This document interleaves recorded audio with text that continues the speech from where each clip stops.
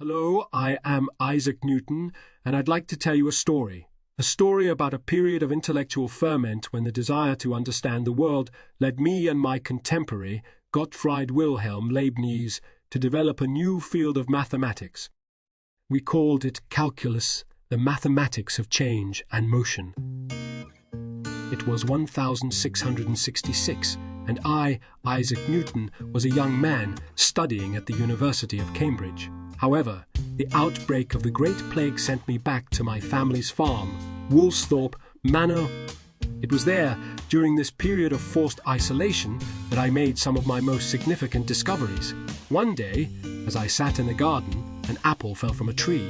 As it tumbled to the ground, a question formed in my mind: why does the apple fall straight down and not sideways or upwards? This simple observation led me on a quest to understand the forces of nature. I contemplated the movement of the apple in relation to the movement of celestial bodies, such as the moon. I realized there was a force acting on both the apple and the moon, which I later called gravity. However, describing this force and the laws of motion required a mathematical tool that could handle continuous change.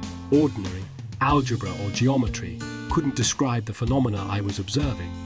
Hence, over the next few years, I began to develop the principles of what we now call calculus. Meanwhile, in the heart of Europe, Gottfried Wilhelm Leibniz, a German polymath, was embarking on his own intellectual journey. A man of many talents, Leibniz was not just a mathematician, but also a philosopher, historian, and diplomat.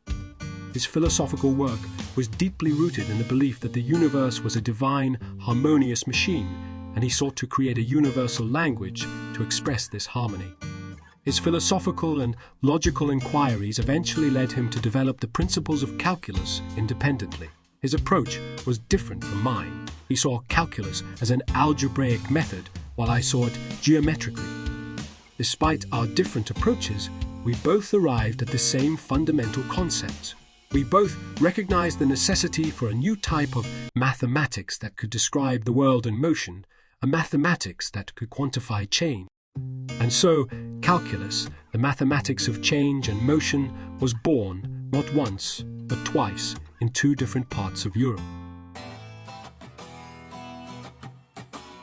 The fundamental concept that lies at the heart of calculus is the concept of a limit. As I, Isaac Newton, sat in the garden watching that apple fall, I imagined dividing the path it took into smaller and smaller sections, each representing an infinitesimal moment in time. I contemplated the idea of the rate of change at each of these tiny intervals. This led to the concept of a derivative, the rate of change of a function at a given point. The derivative describes how quantity changes as its input changes. It's like speed. If you're driving a car, the speedometer shows your speed at a particular instant. That's a derivative. When I was formulating the laws of motion and gravity, I used derivatives to express the velocity and acceleration of an object moving under the force of gravity. On the other hand, Leibniz, exploring the same concept, gave us the elegant notation we use today for derivatives. If you've seen the di/dx in your math textbooks, you've met Leibniz's work. This notation emphasizes the ratio of infinitesimally small differences. Conversely, there's the concept of an integral, which can be thought of as the opposite of a derivative. If a derivative is about breaking things down into infinitesimal parts, an integral is about adding up an infinite number of infinitesimal parts to find a whole. It's like finding the total distance traveled by adding up all the tiny distances you covered each second of your trip. In fact, these two operations, differentiation and integration, are the two fundamental processes in calculus, and they're not unrelated.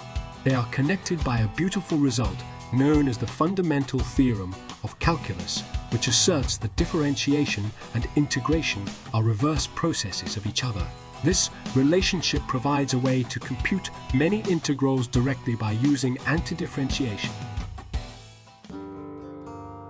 The development of calculus wasn't without controversy.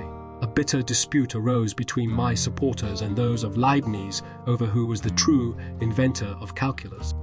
This dispute, known as the calculus priority dispute, went on for many years and was a significant event in the history of mathematics.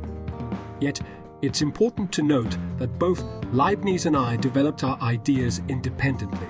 Despite the dispute, the truth is that calculus was the product of its time, born out of the needs of the period, as are all great scientific advancements. And while the controversy over priority may have left a mark on the history of calculus, it doesn't diminish the immense contributions that both Leibniz and I made to the field. As you can see, the journey of discovery is often as intriguing as the discovery itself. The story of calculus is not just about a mathematical tool. It's a tale of human curiosity, intellectual rivalry, and the relentless pursuit of understanding. As Newton and Leibniz, we invite you to dive into this fascinating world where math meets motion and change and helps us comprehend the profound beauty of the universe.